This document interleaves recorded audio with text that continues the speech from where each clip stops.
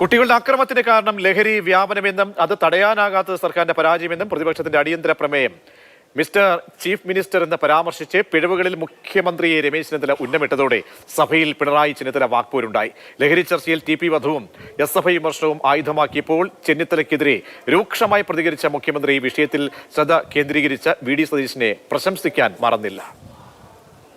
Mister chief minister, എന്ത് സന്ദേശമാണ് നിങ്ങൾ കേരളത്തിലെ ജനങ്ങൾക്ക് നൽകുന്നത്? ചെറുപ്പക്കാർക്ക് എന്ത് സന്ദേശമാണ് നിങ്ങൾ നൽകുന്നത്? കുട്ടികളിലെ അക്രമവും ലഹരി വ്യാപനവും തടയുന്നതിൽ സംസ്ഥാന സർക്കാരിനുള്ള വീഴ്ച പ്രമേയ അവതാരകൻ രമേശ് ചെന്നിത്തല അക്കമിട്ട് നിരത്തി.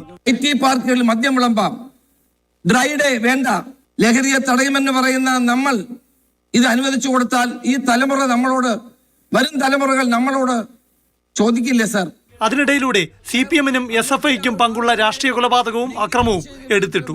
കേരളത്തിൽ ഇന്ന് ക്യാമ്പസുകളിൽ റാഗിങ്ങുകൾ വ്യാപകമാണ്. ആരാണ് സാർ റാഗിങ്ങിന് നേതൃത്വം കൊടുക്കുന്നത്? ക്ഷമിക്കണം സാർ, SFI എന്ന് പറയുന്ന വിദ്യാർത്ഥി പ്രസ്ഥാനം റാഗിങ്ങിന് നേതൃത്വം കൊടുക്കും. 51 വെട്ടുവെട്ടി TP ചന്ദ്രശേഖരനെ കൊന്നപ്പോൾ കേരളം ഞടുങ്ങിയതായിരുന്നു സാർ. മുഖ്യമന്ത്രിക്ക് കൊണ്ടു. സാർ, ഇദ്ദേഹം ഈ മിസ്റ്റർ ചീഫ് മിനിസ്റ്റർ എന്ന് പറഞ്ഞിട്ട് കുറെ ചോദ്യങ്ങൾ ചോദിച്ചുകൊണ്ടിരിക്കുന്നുണ്ട്. ഓരോന്നിനും ഞാൻ ഇടക്കിടക്ക് ഉത്തരം പറഞ്ഞുകൊണ്ടിരിക്കണോ? വേണമെങ്കിൽ അതാകാം, അതാണ് ഉദ്ദേശിക്കുന്നതെങ്കിൽ.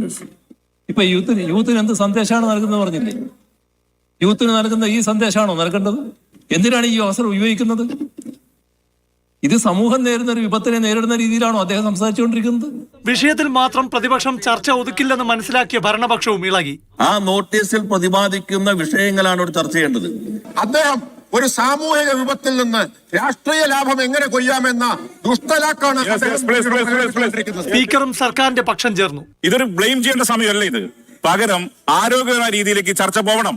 അത് വഴിതിരിച്ചുവിടുന്ന രീതി അങ്ങേപ്പോലെ ഒരു മുതിർന്ന അംഗത്തിന്റെ ഭാഗത്ത് ഉണ്ടാവുന്ന രീതി ശരിയല്ല.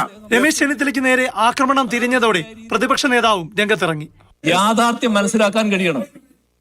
ഇന്ന് നാട് നേരിടുന്ന പ്രശ്നം എന്താണെന്ന് മനസ്സിലാക്കാൻ കഴിയണം. ഇടക്കിടക്ക് മിസ്റ്റർ ചീഫ് മിനിസ്റ്റർ എന്ന് പറഞ്ഞ ഒരു ചോദ്യം ചോദിച്ചാൽ പാത്രം പോരാ.